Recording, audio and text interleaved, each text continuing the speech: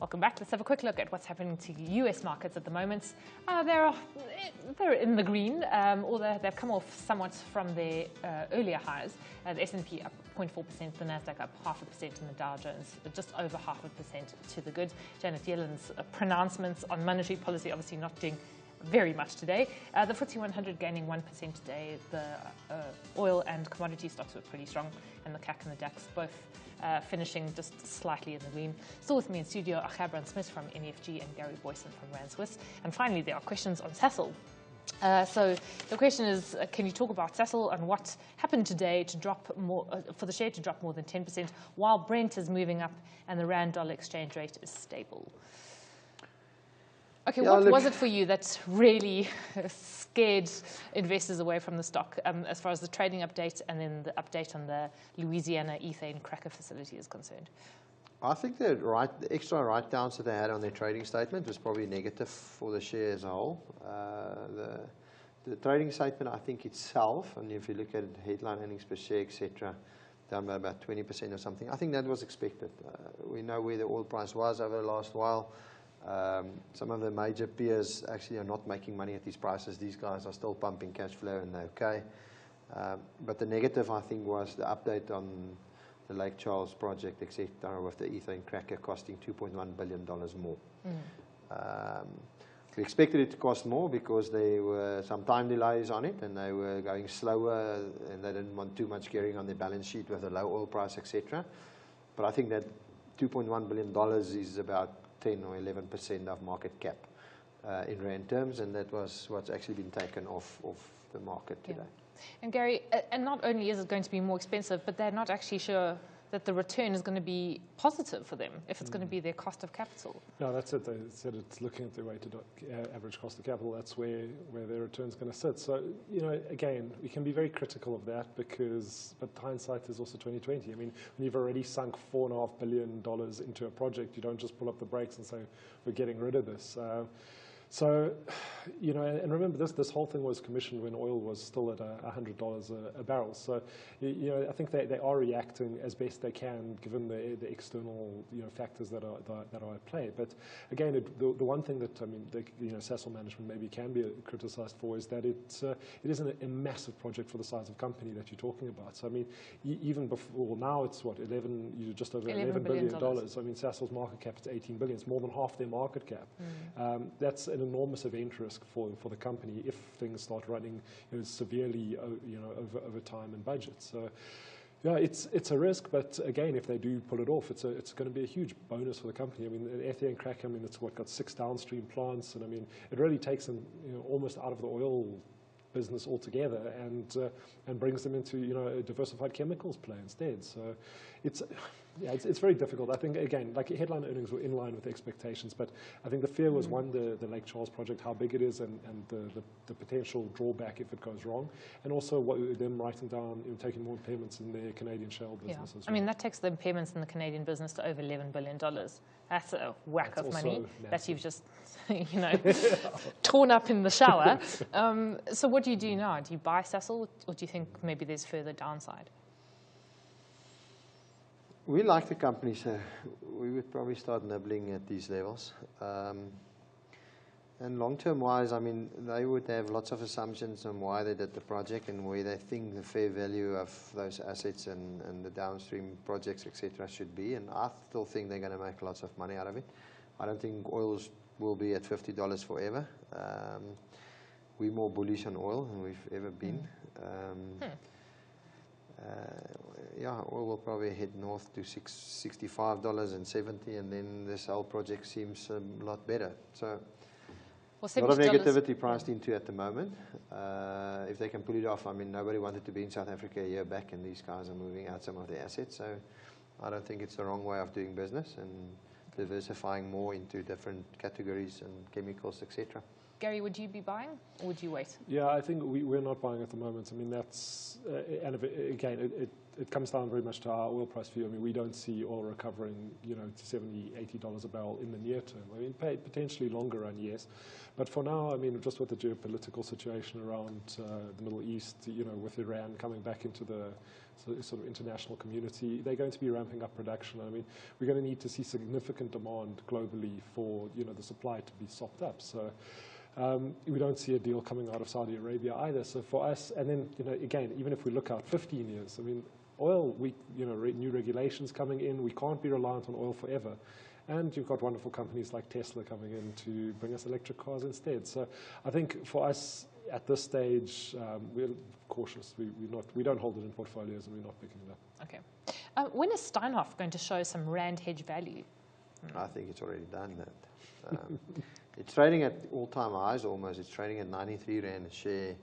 So I don't think it's not there. It's at expensive levels relative to itself over the last year, and somehow everybody's piling into the share. I mean, you have to, you have this to is a consider share where it was at the beginning of last year. This is a good example. We sold half of what we own already. It was 20 Rand a share about 2.5 years back. Nobody wanted to own it. And funny enough, now everybody wants to own it at 90 Rand a share. It was at 0.6% price to book, and it's now at 1.8 or 1.9 price to book. So, and it's trying to buy assets which are not cheap anymore. So we're a bit concerned. Probably a bit of legs left, but it's not a no-brainer as it was 2.5 years back. Gerbrand, I suppose you could say that it has very definitely evinced its rand hedge qualities over the last 2 years as the rand if you look at that graph, I mean, it's at all-time highs. If you strip out the top 6 names in the industrial index or in the all-share index, the market's actually still down about 30%. Without those, they were down 40. This thing was still heading north all the time. So I think it's done what it should have done. Yeah, the question is it was a bit now concerning that it has zero growth in euro, but they had a lot of rights issues, etc., to list. So I think the next numbers will look a bit better, and we'll probably offload all of ours then. Gary, would you buy the Steinhoff shares that Gerbrand's selling? Yeah, again, I think Steinhoff's got a good future. It's interesting. I mean, it's been sort of, I mean, yes, it has been, I think, playing into its rand hedge sort of properties with that movement. But at the same time, I mean, it has sort of been almost outside, of a rand hedge as well, because, I mean, people have been getting very excited about the company. I mean, for us, it's not, yes, it's about the fundamental valuation of the company, but it's also about, the future prospects of the company as well. And, what other people and what other people are thinking of it. So with the listing in Frankfurt, we've seen, more analysts coming and covering it. That definitely explains for us why you're seeing more interest in the share price. I mean, it's suddenly got access to new capital markets.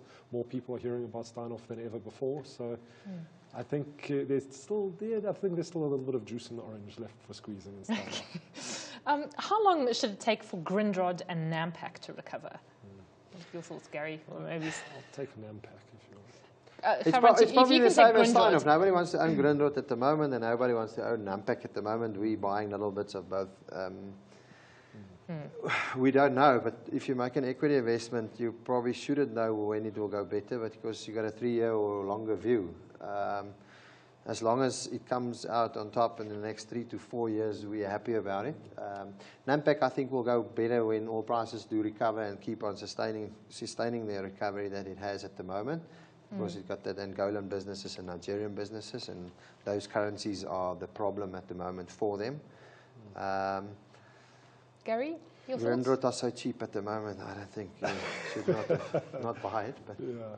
No, looking at Nampak, I think, I mean, again, okay, you've got the Angolan and Nigerian businesses obviously suffering because of oil, but also, I mean, the last results would, I think, really knock that share price down from, it was 21, 22, down to that 18 level was the South African operations. Because if you compare it to SAB, their beverage volumes, I mean, they had a great year in South Africa, both in soft drinks and in beer, and yet Nampak didn't show that in results. And I mean, after sort of like doing a little bit of investigation, it's actually, it's Distel is one of them, and there was also issues around, the wrapping up brand house. So they've had some issues locally, which we think are going to come out probably in the next reporting period. So Yeah, I think for now it probably is a buy. Eh? I would probably be buying Nampak here, looking for back up to sort of 22, 23. But also management has been very sort of opaque around what's going on in the company, which is a little bit of a concern.